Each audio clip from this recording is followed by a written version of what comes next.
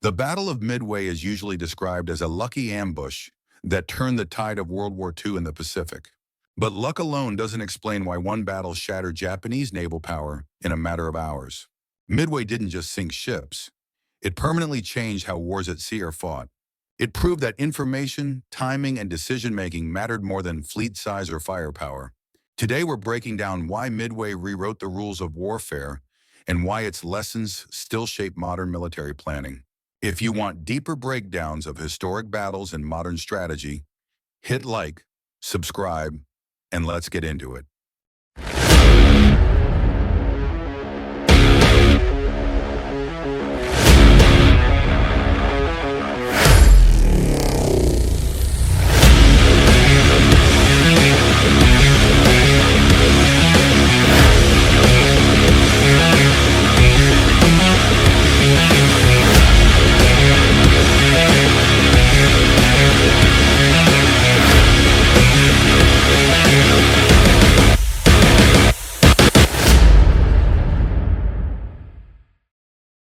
The Battle of Midway is often remembered as a miracle, a last-second victory, a desperate gamble that paid off.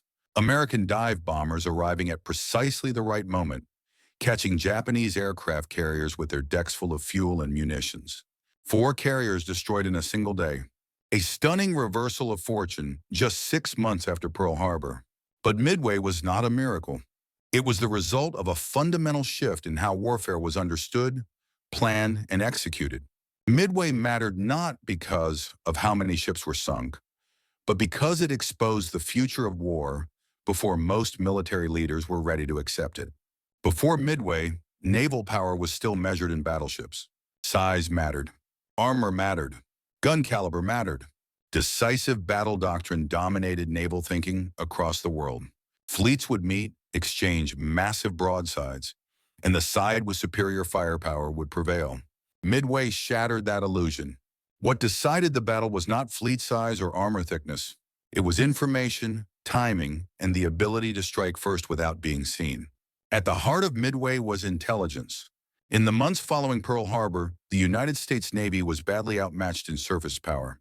The Imperial Japanese Navy possessed more experienced pilots, more carriers, and a doctrine refined through years of preparation. On paper, the battle should have been a Japanese victory. But the United States had an advantage Japan did not fully appreciate: code breaking.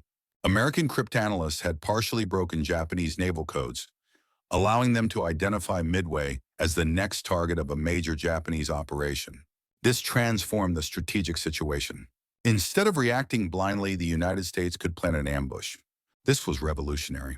For centuries, commanders fought wars in a fog of uncertainty. Midway demonstrated that information superiority could collapse that fog and turn weaker forces into the decisive winners. The Japanese plan relied on deception and complexity, a diversionary attack in the Aleutians, multiple task forces operating on tight timelines.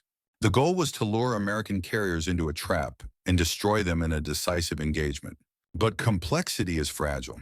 Once the element of surprise was lost, the entire plan became vulnerable. Japanese commanders believed they were striking first. In reality, they were walking into a prepared kill zone.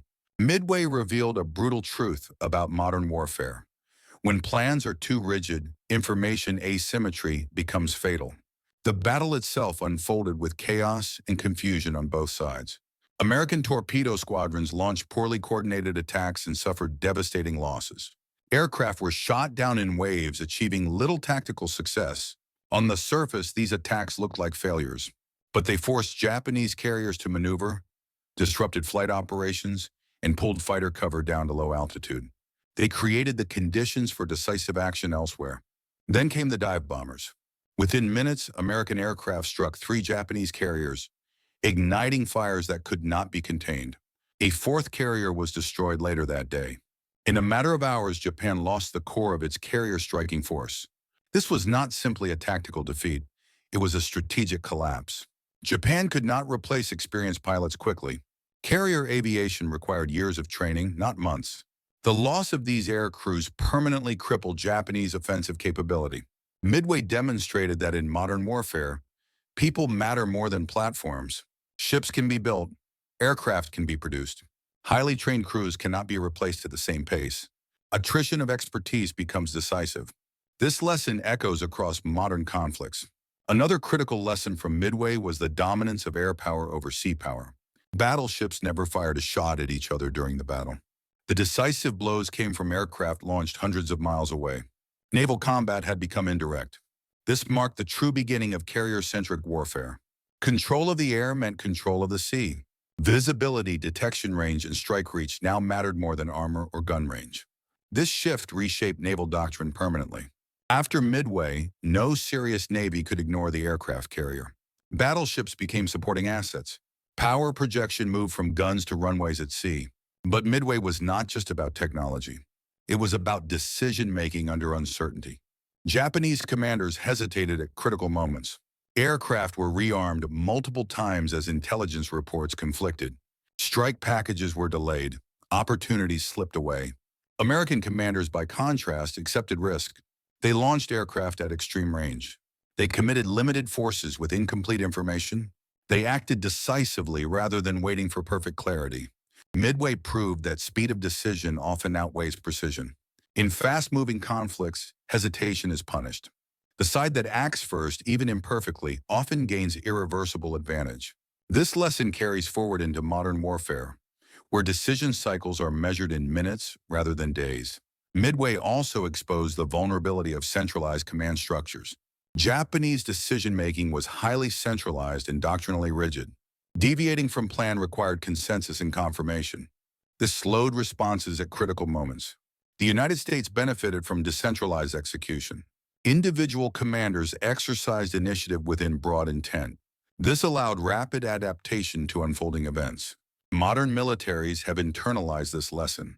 Mission command, distributed decision-making, and flexible doctrine are now core principles of effective force design.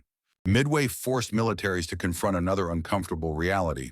Wars are often decided before battles begin. The outcome at Midway was shaped by intelligence preparation, training pipelines, doctrine, and institutional culture long before aircraft took off. Tactical brilliance mattered, but strategic groundwork mattered more. This is why Midway remains relevant. It illustrates that decisive victories are rarely accidents.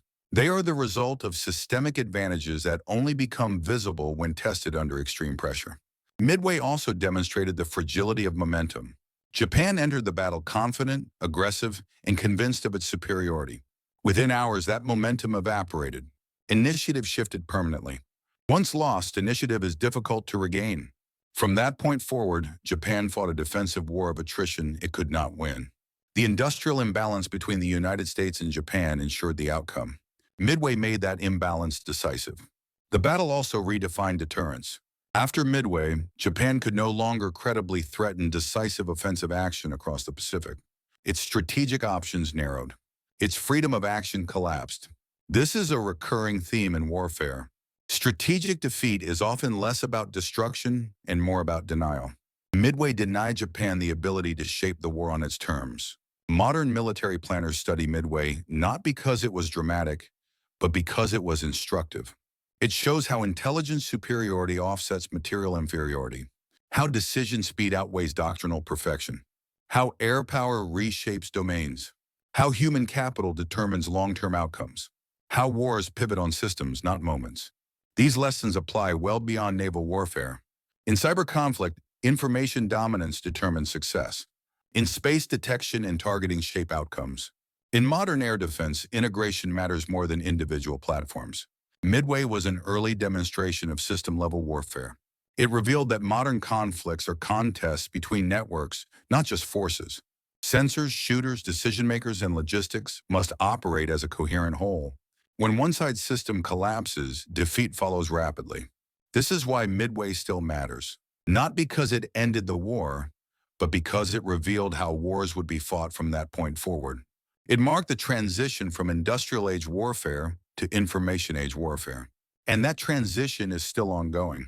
Midway was not the end of battleship warfare overnight, just as modern wars do not instantly abandon legacy systems. But it set the trajectory. Militaries that adapted thrived. Those that clung to outdated models paid the price. The Battle of Midway changed warfare by exposing reality faster than doctrine could keep up. It punished rigidity. It rewarded adaptability. It elevated information over mass. It shifted power from platforms to people and systems. That is why Midway is studied, referenced, and remembered. Not as a miracle, but as a warning. Wars are not won by what you have. They are won by what you understand and how quickly you act on it.